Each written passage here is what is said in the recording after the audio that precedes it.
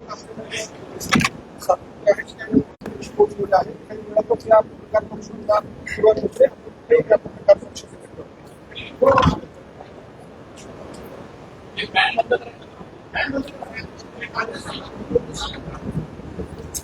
2 ते 3 मिनिट शिल्लक आहेत आणि ती कुणासाठी आपण थांबूया ती सुरू करूया. सगळे आले.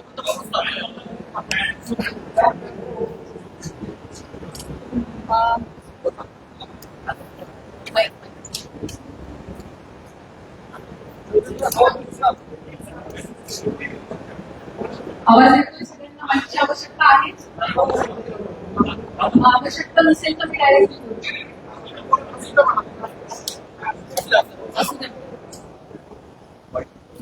सर्वांना नमस्कार.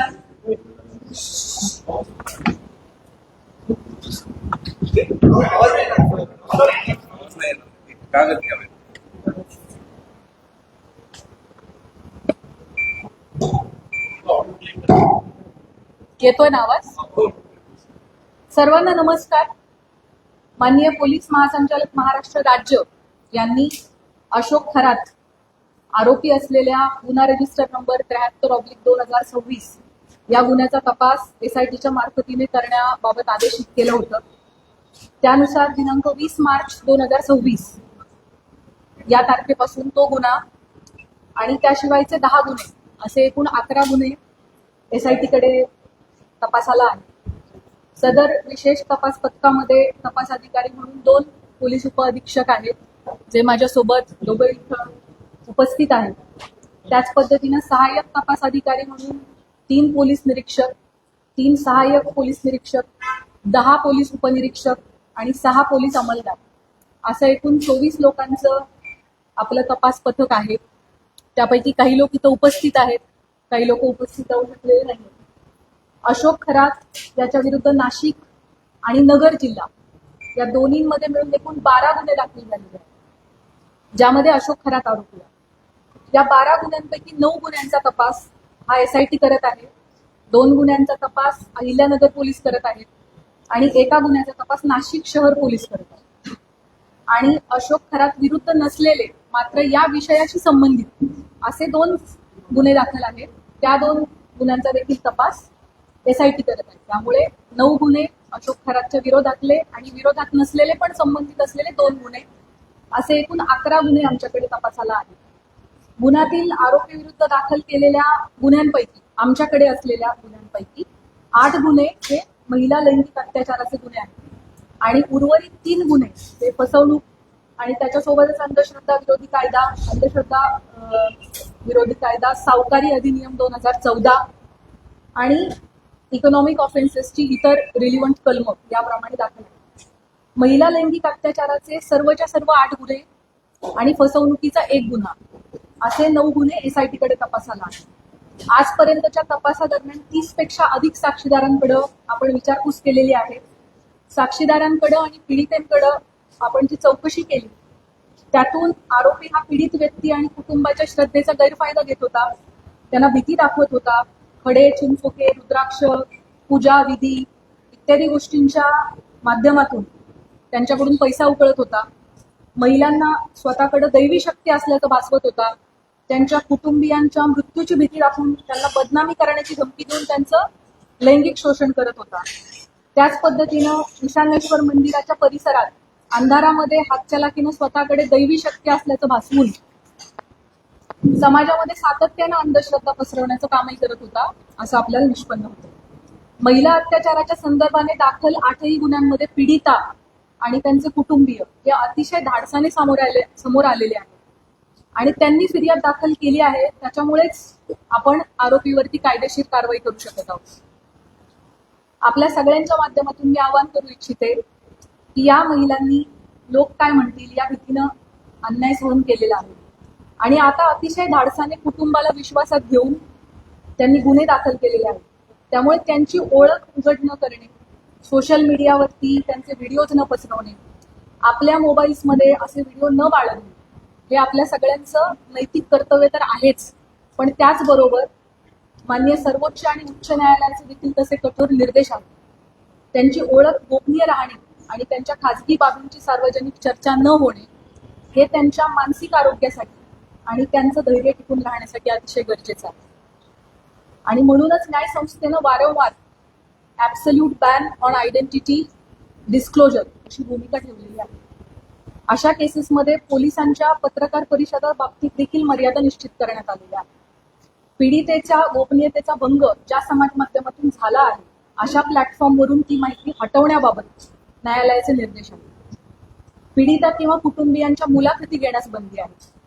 अंतिम निकाल येण्यापूर्वीच आरोपीच्या प्रतिष्ठेला हानी पोहोचवणारे आणि माध्यमांद्वारे चालवणारा खटला, ज्याला आपण मीडिया ट्रायल असं म्हणतो, अशी परिस्थिती निर्माण करणारे किंवा केवळ तर्कवितर्काच्या आधारित वार्तांकन टाळावे असे निर्देश देखील माननीय उच्च आणि सर्वोच्च न्यायालयांनी प्रसारमाध्यमांना दिलेले आहेत.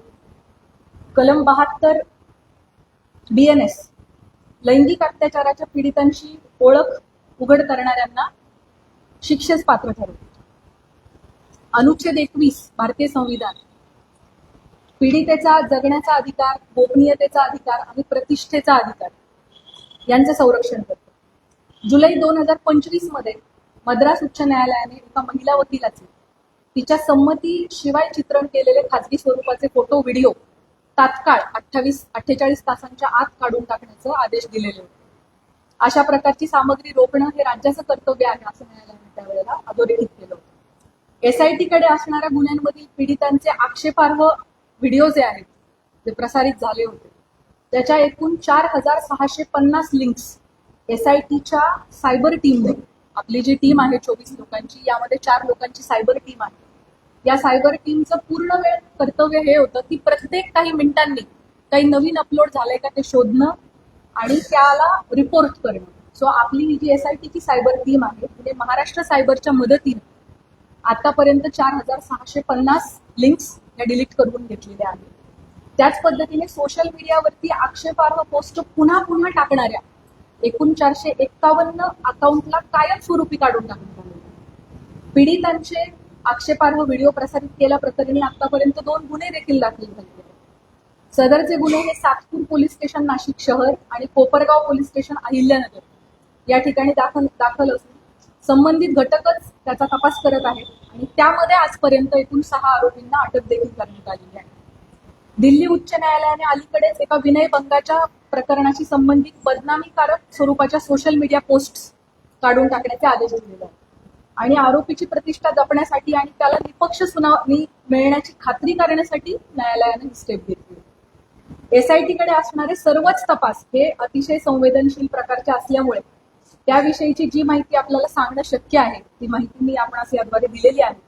आपल्या सगळ्यांच्या मनामध्ये या प्रकरणाविषयी अनेक प्रश्न आहेत, मला त्याची पूर्णतः कल्पना आहे. त्यापैकी बहुतांश प्रश्नांना स्पर्श करण्याचा मी प्रयत्न केलेला आहे. या प्रकारच्या गुन्ह्यामध्ये BNS सेक्शन 93 BNSS प्रमाणे गुन्हा दाखल झाल्यापासून 60 दिवसांच्या आत आपल्याला दोषारोपपत्र दाखल करणं आवश्यक असतं.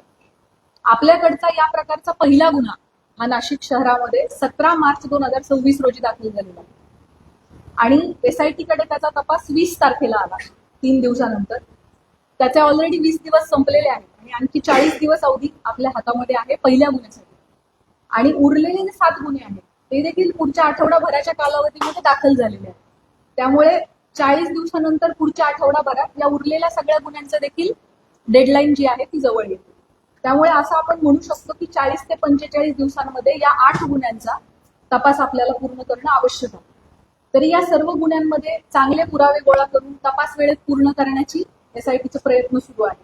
त्यासाठी सर्वतोपरी प्रयत्न संपूर्ण टीम करत आहे. आपल्या सर्वांना विनंती आहे की पीडितांना कोणत्याही प्रकारे मनस्ताप होणार नाही याची समाज म्हणून आपण सगळ्यांनी काळजी घेऊयात. तुमच्या माध्यमातून हे आव्हान, ही विनंती मी सर्वांना करू इच्छिते. आपल्या मनामध्ये पदाधिकारी, अधिकारी यांना SIT कडून बोलवण्यात येणार आहे का, किंवा अमुकला आपण का बोलवले नाही, कधी बोलवणार आहे, अशा प्रकारचे देखील अनेक शंका आणि प्रश्न असू शकतात. अनेक पत्रकार, सामाजिक कार्यकर्ते यांनी वेळोवेळी मला मेसेज करून या प्रकारच्या प्रश्नांची विचारणा केलेली आहे. त्याबाबत मी सांगू इच्छिते की आपल्याकडे दाखल गुन्ह्यामध्ये फिर्यादी आणि साक्षीदार जे सांगतात त्याच्या अनुषंगाने तपास होत असतो. तपासादरम्यान जे पुरावे समोर येतात त्याप्रमाणे पुढील तपास केला जातो. पुराव्याच्या आधारे कोण व्यक्ती सह आरोपी आहे का हे पाहिले जाते. त्यानुसार त्याची चौकशी आणि त्याच्यावरची इतर कायदेशीर कारवाई केली जाते. त्यामुळे या गुन्ह्यांच्या बाबतीमध्ये देखील हा गुन्हा घडण्यासाठी मुख्य आरोपी सोडून इतर कोणी कारणीभूत ठरलं आहे का, कोणी याची इकोसिस्टीम निर्माण करण्यामध्ये सहाय्यभूत ठरलेलं आहे का, या अंगाने सुद्धा आपण तपास करत आहोत. या गुन्ह्यांची पार्श्वभूमी तयार करण्यासाठी कोणी मदत केली आहे का, याबाबत पुराव्यानिशी जर आपल्याला निष्पन्न झालं तर त्याविषयी निश्चित कायदेशीर कारवाई केली जाईल. त्याबाबत आपण कोणीही मनामध्ये कुठल्याही पद्धतीची शंका कृपया बाळगू नये. गेले 17 दिवस SIT या गुन्ह्यांचा तपास करत आहे. आमचा तपास अजूनही सुरू आहे. त्यामुळे बहुतांश प्रश्नाची उत्तरं मी दिलेली आहेत. काही प्रश्न कदाचित अनुत्तरित राहिलेले असतील, परंतु जसजसा तपास पुढे जाईल तशी तशी आपल्याला त्या प्रश्नांची पण उत्तर मिळतील. महत्वाच्या टप्प्यांवरती SIT कडून आपल्याला ब्रीफिंग दिले जाईल. चार्जशीट दाखल होईपर्यंत आपल्याला या प्रकरणाची गोपनीयता बाळगणं अतिशय आवश्यक आहे. तरी मी आपल्या सगळ्यांकडून सहकार्याची अपेक्षा बाळगते. यापूर्वी अशोक खरात याला पहिल्या गुन्ह्यामध्ये एकूण 14 दिवस पोलीस कोठडी मिळाली होती. ती दिनांक 31 रोजी संपली. दिनांक 1/4/2026 रोजी आपण दुसऱ्या गुन्ह्यात त्याला अटक केली आणि न्यायालयासमोर हजर केलं. दिनांक 2 पासून 7 दिवसांची पोलीस कोठडी उद्या दिनांक 8/4/2026 पर्यंत माननीय न्यायालयाने मंजूर केलेली आहे. आता यानंतर पुढील गुन्ह्यामध्ये पोलीस कोठडी आपल्याला मिळावी यासाठी आपण माननीय न्यायालयाला विनंती करणार आहोत. या दरम्यान तुम्हाला माहित आहेच की काही कारणांसाठी आपण VC द्वारे न्यायालयामध्ये आरोपीला हजर करण्याची परवानगी मागितली होती आणि मागच्या हिअरिंगच्या वेळेला माननीय न्यायालयाने तशी परवानगी आपल्याला दिली होती. खरातच्या आर्थिक व्यवहार, प्रॉपर्टीज इत्यादींच्या अनुषंगाने देखील आपल्या मनात भरपूर प्रश्न आहेत, त्याची मला कल्पना आहे. त्याबाबत मी सांगू इच्छिते की या प्रकरणामध्ये ईडीने दखल घेतलेली आहे. ईडीने विशेष तपास पथकाला जी माहिती मागितली आहे आमच्याकडून, ती सगळी माहिती आम्ही त्यांना पुरवलेली आहे आणि भविष्यात देखील ईडीला आमचे पूर्णपणे सहकार्य असणार आहे. भारतीय राज्यघटनेच्या कलम 51(अ) मध्ये भारतीय नागरिकांची मूलभूत कर्तव्ये सांगितलेली आहेत. त्यामध्ये वैज्ञानिक दृष्टिकोन आणि चौकस बुद्धीचा विकास करणे हे आपल्या सगळ्या नागरिकांचे मूलभूत कर्तव्य आहे असं आपलं संविधान सांगतं. या निमित्ताने भविष्यात अंधश्रद्धेपोटी महिलांचं शोषण घडू नये, कोणीही कुठल्याही बंधूच्या फसवणुकीला समाजाने बळी पडू नये यासाठी सतर्क आणि चौकस राहण्याचं आव्हान मी आपल्या मार्फतीने सर्व नागरिकांना करू इच्छिते. अतिशय शॉर्ट नोटीसवर सर्व पत्रकार बंधू भगिनी या प्रेस कॉन्फरन्ससाठी उपलब्ध झालेले आहेत, उपस्थित झालेले आहेत. त्या सगळ्यांचे मी मनापासून आभार मानते आणि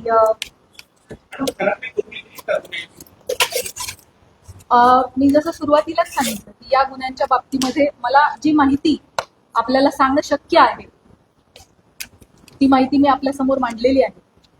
त्यामुळे आपल्या सगळ्यांनी या गोष्टीची सहकार्य करावे. जोपर्यंत चार्जशीट दाखल होत नाही त्याबाबत काही तपासातल्या बाबींची गोपनीयता ठेवणं आपल्यासाठी अतिशय आवश्यक आहे. आपल्या सगळ्यांचे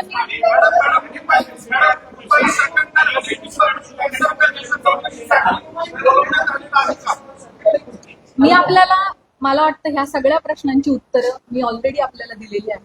सीडीआर लीकच्या बाबतीमध्ये आपण मला एक प्रश्न आता जस्ट कोणीतरी विचारलाय ज्याचं प्रश्नाचं उत्तर मी दिलं नव्हतं, तेवढं मी देते आणि आपण थांबूयात. अल्पवयीन यामध्ये कुणीही नाहीये. दुसरा जो प्रश्न सीडीआरच्या बाबतीत याची शासन स्तरावरती चौकशी होत आहे. त्या बाबतीत चौकशीत जे काही निष्पन्न होईल ते आपल्या समोर येईल. थँक्यू. जय हिंद, जय महाराष्ट्र.